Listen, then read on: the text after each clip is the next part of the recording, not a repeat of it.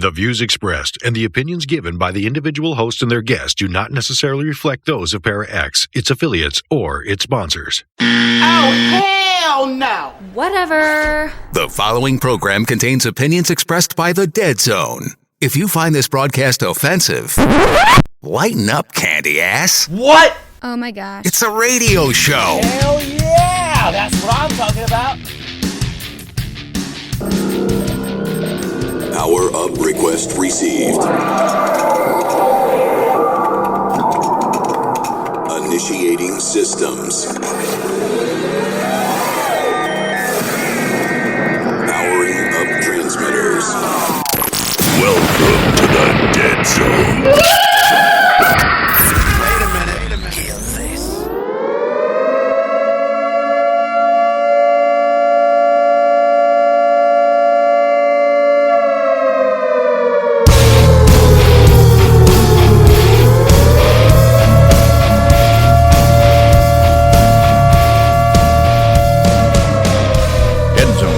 Paranormal radio show. Tonight's guest will be the Sisterhood of Magick and Wonder.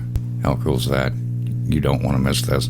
And we're going to have Michelle with the paranormal news. And once again, we're going to kick it off tonight with one appropriate for our guest. This one is Witch by John 5. I need all of you to stop what you're doing and listen.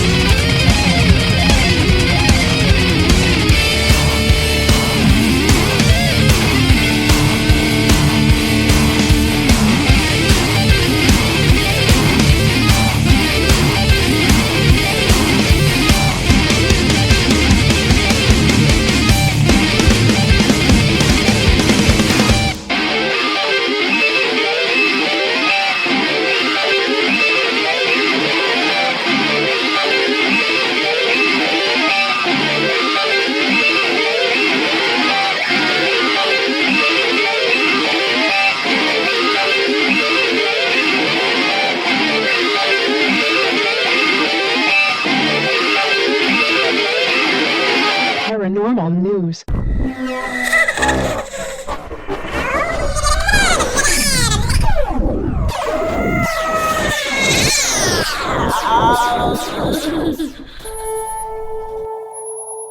Hey guys, so I've been gone for a while, haven't done any recordings for quite a while now, but I'm back and I'm on my favorite website, Coast to Coast AM, where I found an article titled, What Happened When I Wore a Cursed Crystal for a Week. Now, this was dated September 1st, and this was taken off of the website Vice. And it talks about how there are horror stories that are being shared on TikTok, saying that Moldavite is a cursed crystal and that horrible things will happen if you wear it. So this person decided to put it to the test and wear Moldavite for a week and a ring. When Moldavite sales skyrocketed over the past year, Michelle Ferris knew right away that it was because of TikTok. For a long time before TikTok, it was not popular except among specific collectors, the Seattle crystal shop owner told me. At the peak of the Moldavite craze, Ferris went from selling one Moldavite every few weeks to selling about 5 pieces a day. In the world of crystal healing, Moldavite is a tektite known for heralding powerful transformations that will invite things into people's lives and put people on their highest path. When Ferris first started wearing Moldavite, she experienced a huge surge of energy, she said. Apparently, this feeling is so common that there's a name for it. It's called Moldavite flush. The purported power of Moldavite may be how it gained initial traction on TikTok. Then came the trove of videos that have given the gemstone an especially bad rap for stirring shit in people's lives. In these videos, TikTokers tearfully document terrible news supposedly caused by Moldavite, from car crashes to severed relationships and even death of family members. Stephanie Porth, a student in New York, posted one such TikTok video. In the 6 months since she started wearing a Moldavite ring, her dog died and she lost some important people in her life. Porth's video, which has racked up 3.5 million views since June, naturally rattled some dog owners in the comments section, but she doesn't actually believe that Moldavite is cursed. Porth noted that a lot of people saw her video as a negative thing, but they don't understand the situation that's surrounding it, she said. In fact, Porth thinks Moldavite has served its purpose of introducing more positive things into her life. Her family adopted a rescue dog, and she made a new friend. Keegan, a 19-year-old in Nashville who prefers to just go by her first name to keep her professional life separate from her TikTok persona, shares similar sentiments. Moldavite getting a bad reputation is also kind of my fault, and I do feel bad about it, she said. In April, the TikToker made a series of viral videos about the bad things that happened to her after wearing her Moldavite earrings. No more boyfriend, she declared in tears in one TikTok video shot in her car wearing her Moldavite earring. That video has since been viewed 6.8 million times. No more parent, she announced in another video with her standing in front of a hearse. That one got a whopping 10 million views. Keegan told me that she was having a breakdown in her car after ending things with her boyfriend when she suddenly recalled the Moldavite is cursed meme, so she whipped out her phone and made a TikTok video about it. Similarly, the video about her stepfather's passing was a humorous way to cope with her loss. After her videos blew up, she found herself having to explain to panic-stricken viewers that Moldavite isn't actually jinxed. Her stepfather's health had been deteriorating because of brain cancer, and her relationship had been facing circumstantial challenges. I think about it a lot. I'm like, oh my God, I can't believe I admitted to the internet that I blamed all this on a rock, she confessed. I'm sorry if I just read that sounding kind of stupid. I apologize. The way that I joked about things gave it a negative reputation where people are like, it's going to kill everyone. I'm like, no, it won't do that. Now she sees Moldavite as a big inside joke among TikTokers for when something bad happens. Molly Donlan, a Reiki master and yoga teacher who incorporates crystal healing in her practice, wears Moldavite on a necklace almost every day. I see crystals as crossing guards helping you walk across the street to the next part of your life, she said, adding that crystals are not there to drop bombs in your life. I always like to describe the purpose of Moldavite is to help get you from where you are to your life's purpose, said Donlin. So it really supports you in making changes that are in alignment with your soul's calling. Donlin also thinks that a lot of the claims on TikTok are wildly exaggerated. Ferris, the crystal shop owner, agrees. Crystals, whether it's Moldavite or not, are never going to work against you, intentionally harm others, or cause devastating situations, she said. While crystal enthusiasts have defended Moldavite's cursed reputation, I was still itching to test it. Will it F up my life or stoke good fortune? I wanted to know. So I bought a Moldavite ring, fashioned it into a necklace pendant, and wore it for a week. Here's what happened. Day 1. My first day of wearing the Moldavite necklace was massively uneventful. Day 2. I went for a run with my Moldavite ring, and on my way back, I think I kicked a frog. In case the significance of this encounter isn't clear, I'm terrified of frogs. I didn't dare to look at the ground to confirm my fear and sprinted away in a moment of panic. I also tried and failed to pet a stray neighborhood cat. Pretty devastating for someone who likes to think of herself as an animal whisperer. Day 3. Again, nothing eventful happened to me on this day. My editor did call in sick, and while the cursed crystal didn't bring me mishaps, I did wonder if it was working its curse on the people around me. Day 4. Dinner with friends sent me into a spiral over COVID-19 paranoia because I had been suffering from a stubborn sore throat, and my friend was sharing stories of COVID-19 cluster at her workplace. That night, I decided to get tested at the doctor's clinic.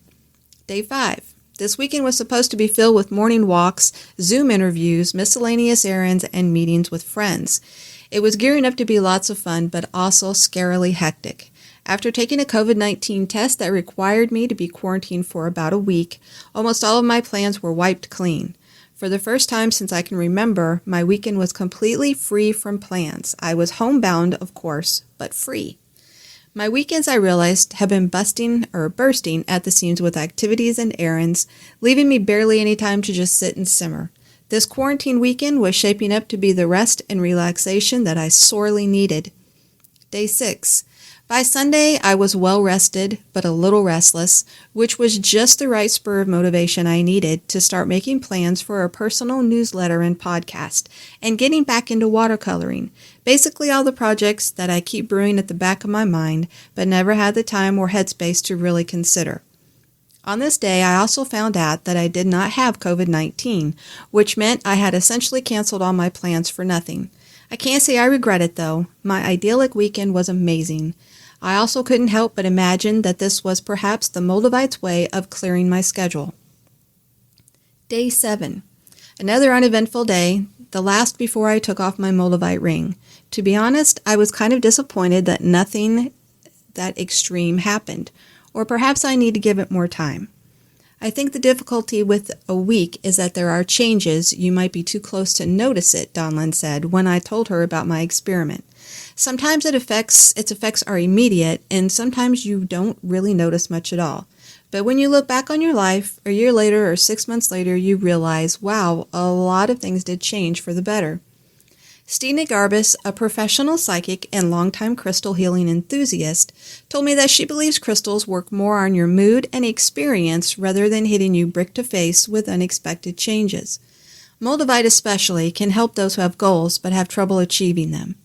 First, get a clear idea of your goal and the potential barriers. Then you can allow Moldavite to work its charm and get rid of those barriers, she said. So it's basically practicing more mindfulness, which is almost always a good idea. It's all about mindset and what you get out of your sessions when you're using your crystal, she said.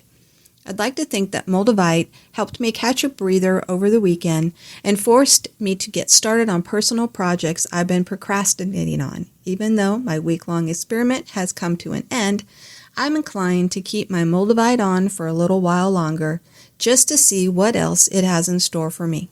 What's the worst that could happen? The worms crawl in, the worms crawl out. They crawl all over your dirty snout, your chest. My name is David Walton. I am a vocal performer for What Are You Afraid Of? Horror and Paranormal show. And I have carried the burden of a terrible secret. I am actually what is offensively called a ghost.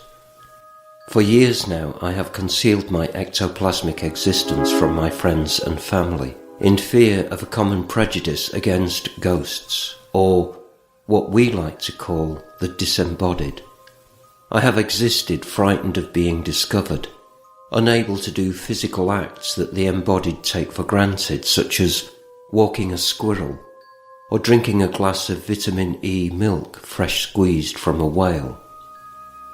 I grew depressed and even considered acts of self-harm or reincarnation, which is suicide for the disembodied. Such movies as Ghostbusters and its sequels drove my feelings of disenfranchisement, and I began looking for help, only to encounter painful exorcisms in the houses I haunted. Then I met two good people, it says here, Fox and Phil, at What Are You Afraid Of? Horror and Paranormal. And they helped me take control of my own life. Now, it is my choice whether I wish to make phantom bounds in the night, appear at the foot of your bed in darkness, or make your walls bleed.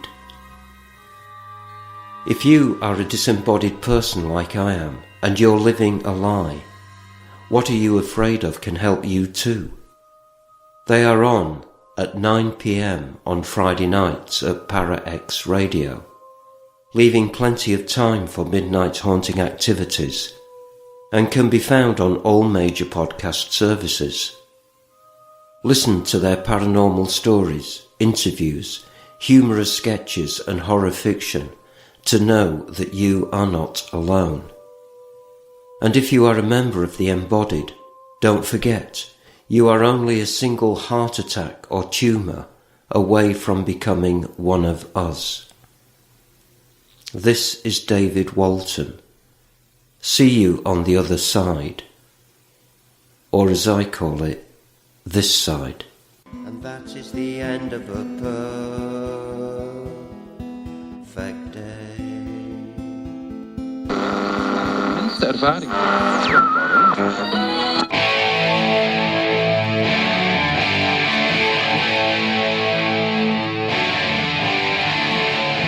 Are you in a band or know of a band that is currently unsigned and looking for airplay for free? We want to hear from you. One of the main goals of the show is to help promote up-and-coming bands and artists as well as our paranormal community.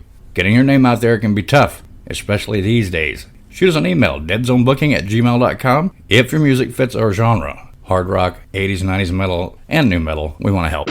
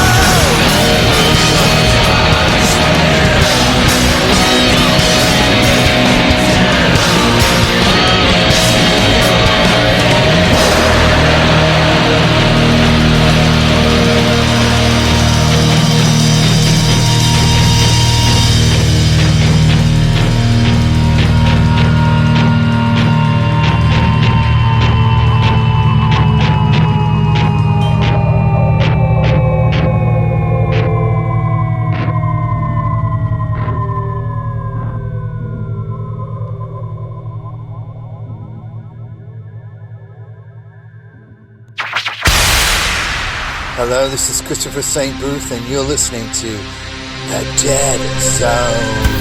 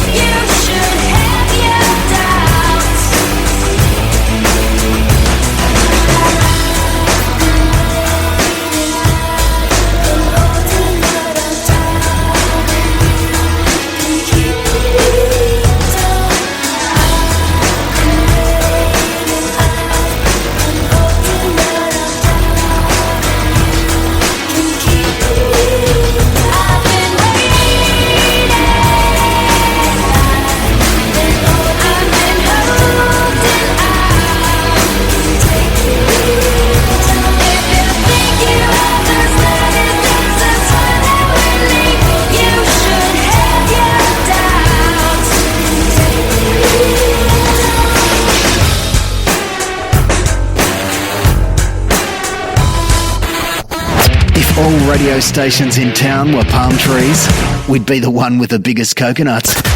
Now, here are the one, the only Dead Zone. Welcome back to the Dead Zone. On the phone, we have the Sisterhood of Magick and Wonder. How's it going, ladies? Going well. It's going good. Okay, you guys can hear me. Awesome. I'm happy to be on this one. All right, I thought I lost you guys again. You guys listening tonight, we have had nothing but one issue after another trying to get these guys on the show, and we finally are using Zoom, but there's still a little bit of a delay, so please bear with us. That includes you guys too. What's the I know we talked last night, and you said that you guys have been busy straight through the pandemic, and that's amazing. And you also have a new show coming out. We're going to talk about that, but what have you guys been doing that keeps you so busy together throughout all of this? Well, I will tell you, and I'm going to let Ashley and Misty, and they're the Connor sisters. They're part of the Sisterhood along with myself and Rhonda Caudell, and I'm going to let them talk about the Season of the Witch, which is a documentary coming out. Right. Okay. Looking forward to it. All right. Well, I'll start it off and I'm going to hand it right to Ashley because, Pat, you don't even know this, but we made a little trip down here and I'm going to share this with you and probably make a TikTok and stuff. This is Misty, by the way. And we watched the trailer in the theater for the first time, Pat, and it is amazing. So I'm going to show that. I'm going to make that a little TikTok, but I'm going to hand that right off to Ashley because I think it's, she can explain it very eloquently. Okay. This is Ashley. Hi, Ashley. Thank you for letting us be on your show. Thank you guys for being so patient. You're good. The Season of the Witch is actually a documentary done by some great folks, and they are actually going back into the witch because it was such a resurgence lately that it is going back into showing the origins of it and the actual culture of it nowadays. And what I really love about it, we've got two really special people. This is Pat O'Keefe, two really special people that are working on this. And this is Jerry Stord. He's actually the director, and it is his vision. He's one that really thought a long time about how he wanted to approach this. And what he's doing is taking a look at modern witchcraft through the eyes of the Sisterhood, which is us. And we are the first to say that there are many, many paths within the craft, whether it's Wicca or witchcraft, hedge witch. I mean, there's dozens and dozens. There's so many paths that one can take. And the other person is Terrell Lee, and he owns Tea Leaf Films, and he is our cinematographer, and he's just brilliant, along with Jerry, whose company is Sword and Stone Entertainment. So we're very blessed that we are a part of such a beautiful production. Right. That brings me to one question. Then also, go ahead. I'm sorry. Go ahead. Yes. No, you go ahead. Oh, well, one question I had for you guys. You said the different types of I guess you want to call it. I don't want to say religion. I want to say the craft. Okay, yeah. Do you consider yourself more Wiccan, or is it something else? And I know for a fact that you're a Reiki master, right? Or Reiki. I'm going to let. Yes, in fact, all three of us are. Okay. All three of us are Reiki masters, and our Reiki master teacher was Rhonda Caudell, and I'm also a consulting hypnotist. Right. But I do not consider myself a Wiccan. No, I am a natural-born witch, and I have always just been drawn to certain aspects of the craft. And as I've gotten older, of course, I now have decades of learning and practicing behind me. It is a spiritual path, and it's one that's very dear to me. And I will let Ashley and Misty talk for themselves. Okay.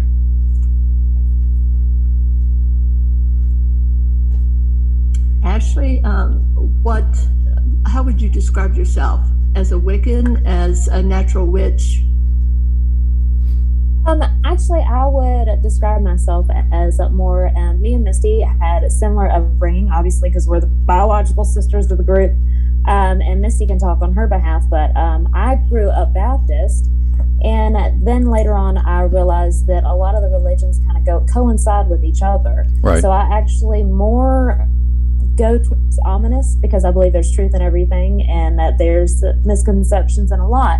But I base myself as an Appalachian witch, which is a mountain southern type eclectic witch, because a lot of these cultures settled in the mountains and it kind of dried and made its own form of witchcraft. Right. And then I'm going to pass it over to Misty because her stuff's always good too, and we go into the folk cunning magic type. Okay. Misty? I think it's funny because we all pass the baton.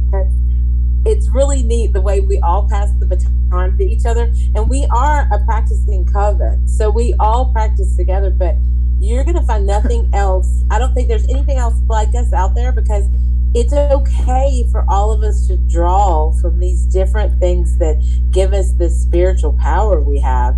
Yeah. But we all do it together, and it blends well. The one thing that Ashley touched on was we were all from the Appalachian. And the one thing that brings a lot of Appalachians together is the struggle and the ability to take these hardships and make them into manifestations. Right. So we want to be those strong women that stand out and say, you know what?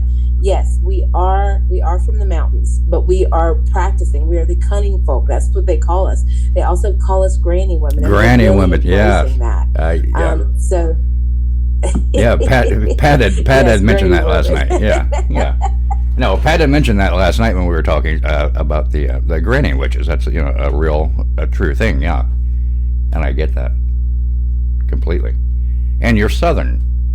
And Lee, yes, we are all Southern, and we all have the same heritage, which we find as it's almost like a glue that holds us together. Right. Because when we start talking, the experiences that we had are the same, and what we call magic. Our forebears, it was just how they were able to manifest through herbal healing and through knowing the seasons. Right. And knowing the cycles of the moon, and they brought that into their everyday lives. Right. And because they had this knowledge and this understanding of the world around them, it helped them to survive. Like someone said, their magic didn't make you rich.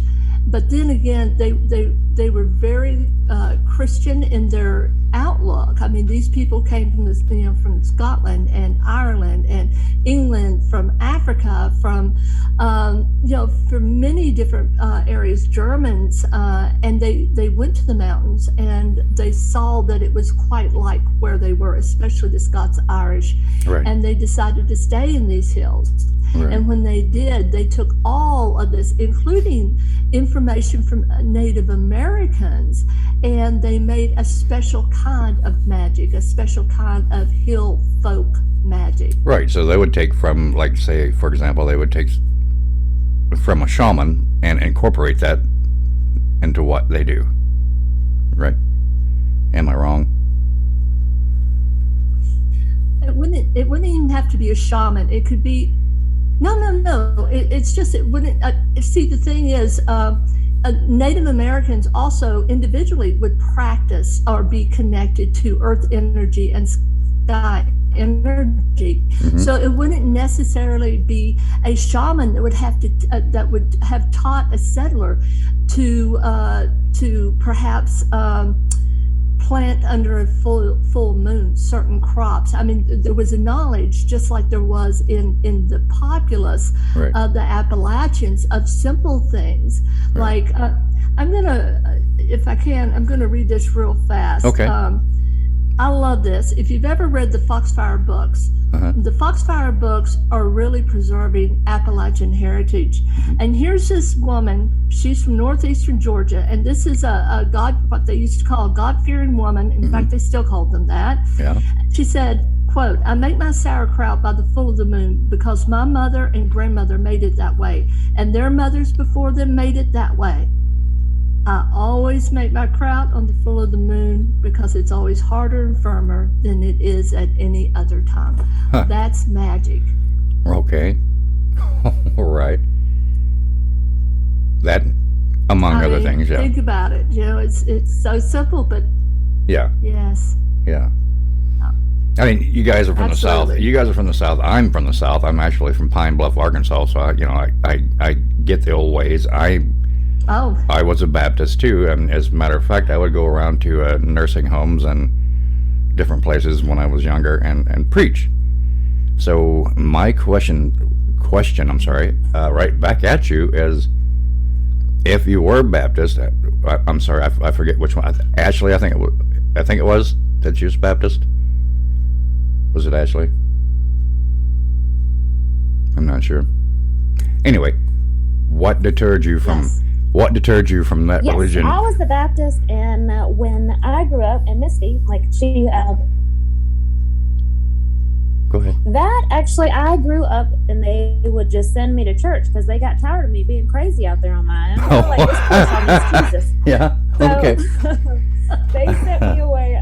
Like I would just go to Sunday school and things like that. And the beauty behind it, and Misty will have to tell you her experience because she was Pentecostal, and like we were raised in the same household, but hers was a little bit more blunt, and it scared her out of, like, not out of religion, but it just, it was more structured. My Baptist upbringing is we were out there just coloring. Oh, sorry.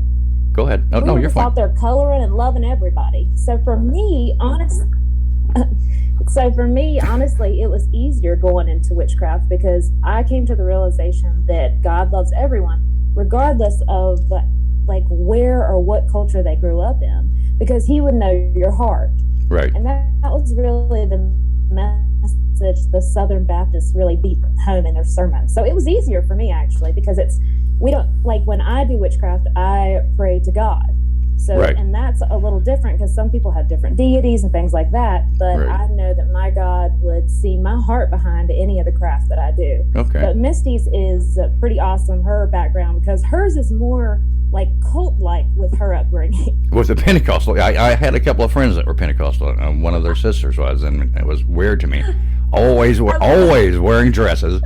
Oh my God! I love how she said it was cult-like. Well, it struck me that way too back then because I had some friends. You do understand? Like, yeah, I had friends back then that were they weren't allowed to wear only skirts. Gosh, it was crazy, and that's horrible to say. And not cut their hair. It was just odd to me back then. Yeah. Anyway, I'm sorry. Go ahead. Yeah. Exactly. Oh my gosh, you're exactly right. There was you had to wear long skirts. You I tell you what, I know the blue jean skirt stayed in business just because of all the Pentecostals.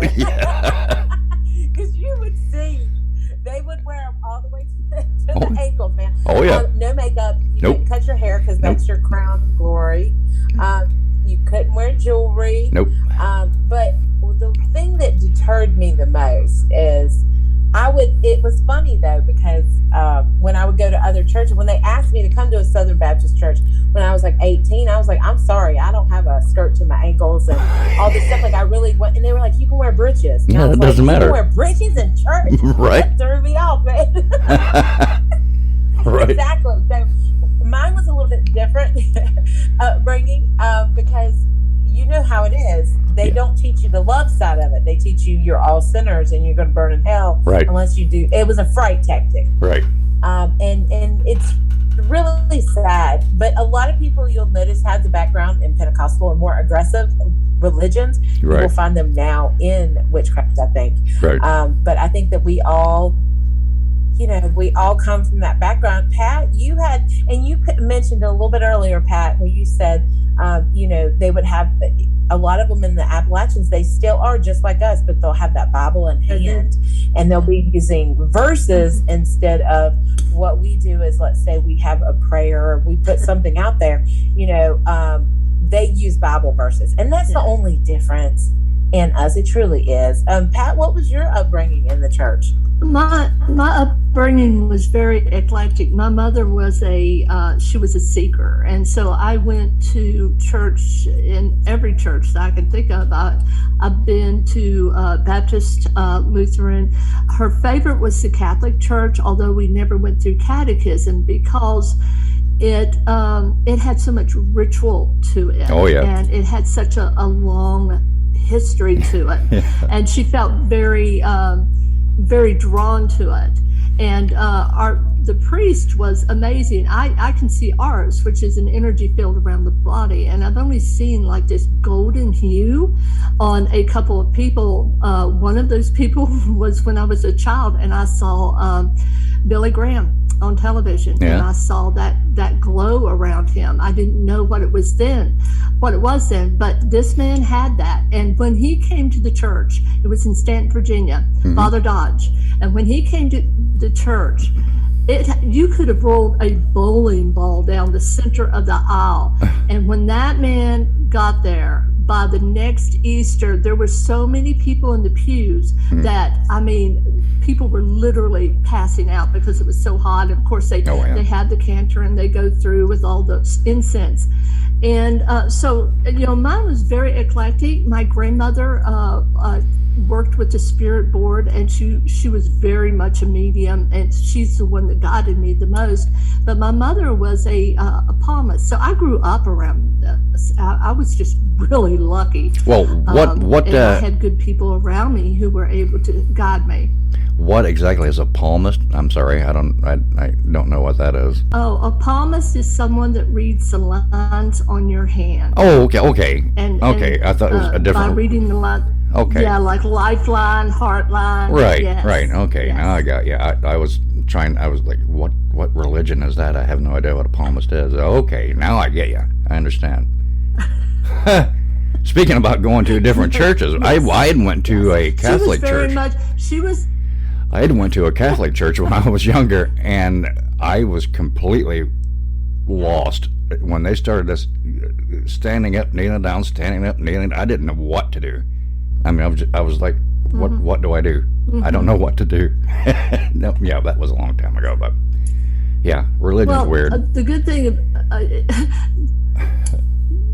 thing about the church is it has modernized quite a bit, especially under Pope Francis, and and I think that things have changed for the better. Although I do know that there are some old school Catholics who would argue that point. For me, it seems to be more inclusive than it was and more modernized. But there are a ton of paths, and everyone has to choose their own. Right. So you would say that all of you, pretty much like you said, are natural witches, right? Not necessarily Wiccan or any offshoot of that. It's natural, like you say, appellation. We're not. I mean, I know I am not a Wiccan. No. Yes. Right. Yes. But you are into, and you are, and you all are Reiki masters, right? And that has nothing to do with Wicca. Yes. Okay. Michelle studies Reiki too.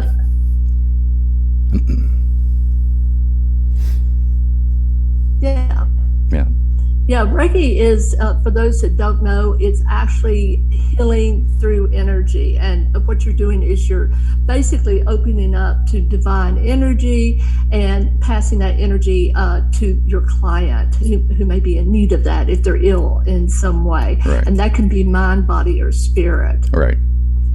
And you go along. It's actually sorry. You actually go along with the stones and everything's involved.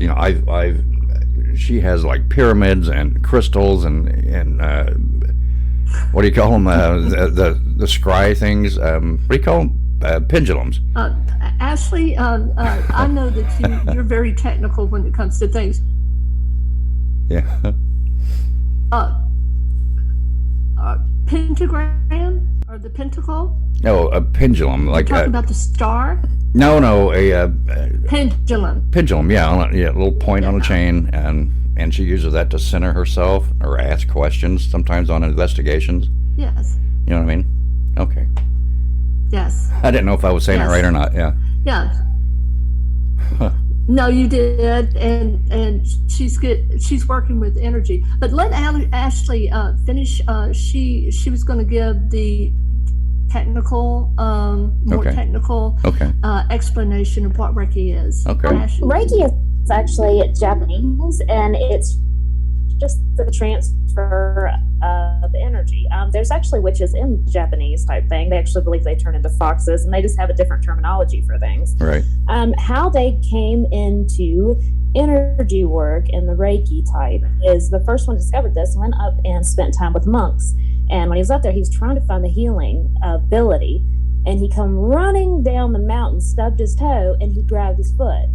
And then his foot no longer hurt. It's kind of like a child has the natural urge whenever they hit something. And then you notice when your children get like bumps or scrapes, then you'll kiss it and tell them, oh, it's all better. And it's better. Totally digging this. And they're like, wow, it's that loving energy. Yeah. It's the loving energy transfer. Unless it's the healing art of your hands. And you get different attunement, things like that. Yeah, I've noticed too, though, like if a child is out playing, I've noticed too, if a child is out playing and they do something that obviously hurts, and they look around and they don't see you, they just rev it off and go away. But if they see you, then they start crying. Yeah. Right? That's the beauty of attention. I do the same thing when I want somebody to buy something. And it's like the self-healing. Yeah. They know how to work that. And, you know, coincidentally, I'm still working for rocks and stones, you know.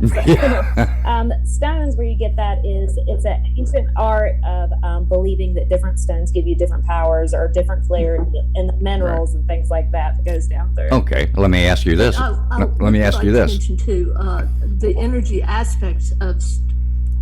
I'm sorry. Go ahead. Oh, I was going to finish. You know, you mentioned stones and herbs, but everything has its own frequency or own vibration. In fact, if you pick up a crystal, there's a reason they use them in watches, because they oscillate, and they have a frequency. Everything does. Everything has energy, and the more science finds out, the more we find out that everything is energy. And I truly believe that goes right down to the human soul. But go ahead. Oh, I kind of forgot what I was going to say, because you said something else that reminded me of a post I had seen. I've seen 100 times about quartz. They say, I've heard, and it could be horse malarkey, but they say quartz is actually a liquid, but it vibrates so fast, it's solid. You can't tell. Now, you know, that seems kind of far-fetched to me, but who knows? Have you heard that before at all? I'm sorry, you went out for just a moment, and I don't think any of us could catch it. Okay, quartz. I have seen posts, and it's, you know, comes across Facebook all the time. But they say that quartz crystal is actually a liquid, but it vibrates so fast that it seems to be solid. Have you heard that at all? I can tell you that and the girls can answer if they know, but I will tell you, I'm not sure about that. I have not read that, but I have read where glass is a liquid.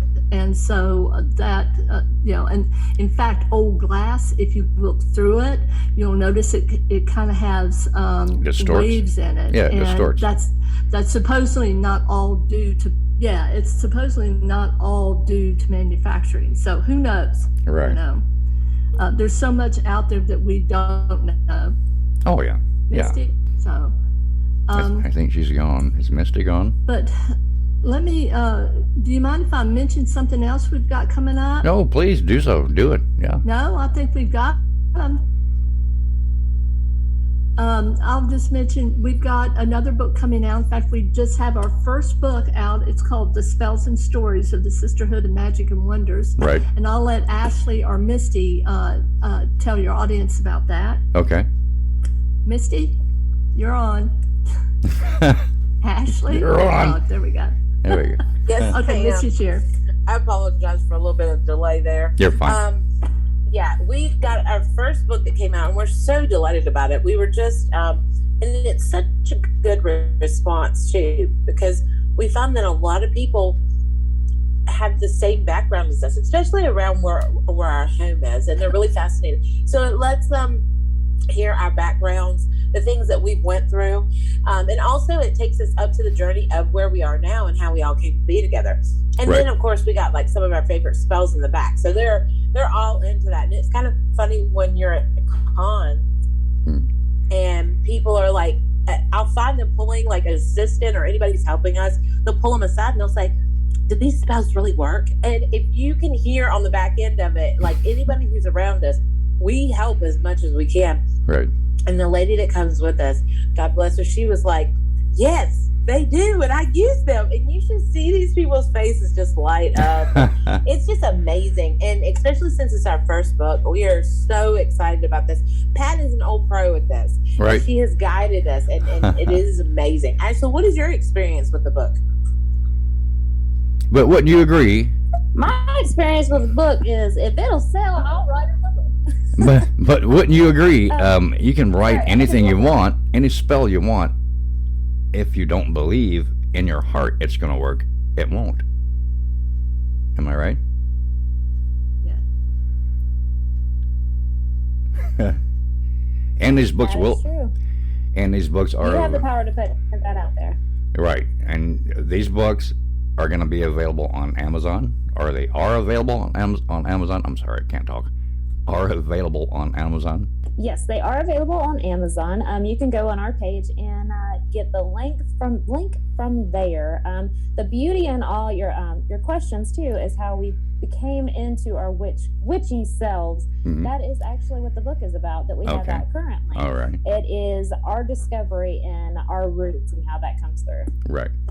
And your website is what? And then we've got another book, sisterhoodofmagick.com. Okay. And that is going online, either tonight or Monday. I was going to say, yeah, Sisterhood of Magick. That's something that's a recent affectation, because I looked for a website for you guys, and all I could find was a Facebook page. Right? Yes. Right. Yeah. Well, we actually have Facebook, TikTok, YouTube, and Instagram. Right. But our website is Sisterhood of Magick, and that is going to be online tomorrow. Awesome. There you go, guys. You guys heard it right. Already got it built. We just literally have to. Yep. You have to hit go. Yep. All right. All right, man. Well, you know what? We're going to run out of time. I want to thank you guys for coming on. I know it's been a pain in the butt for like 3 weeks, if not longer, and I am so sorry. I apologize for that. And thank you again for getting me straight on. Thank you for having us. Thank you for getting me straight on Zoom. I'm going to use it from now on. Really. Thank you very much. Oh, yeah. It's awesome. And I hope you guys will come back on, okay? Okay. Thank you so much. All right. Thank you. And good night, ladies. Good night.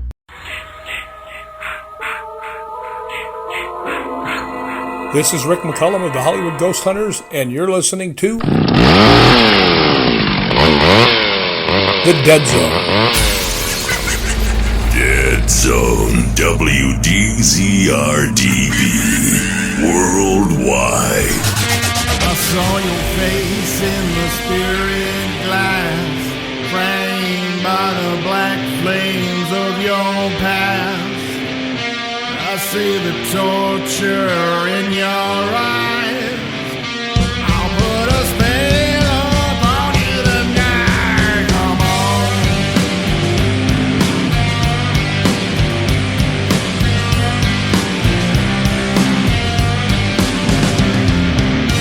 You've got that juju, it's all over you. I'll fix his creepy mojo hand. Recitation, the incantation. Light this candle, take my hand. Come on. It's in the blood of everyone, so come on. It's in the blood of everyone, so come on.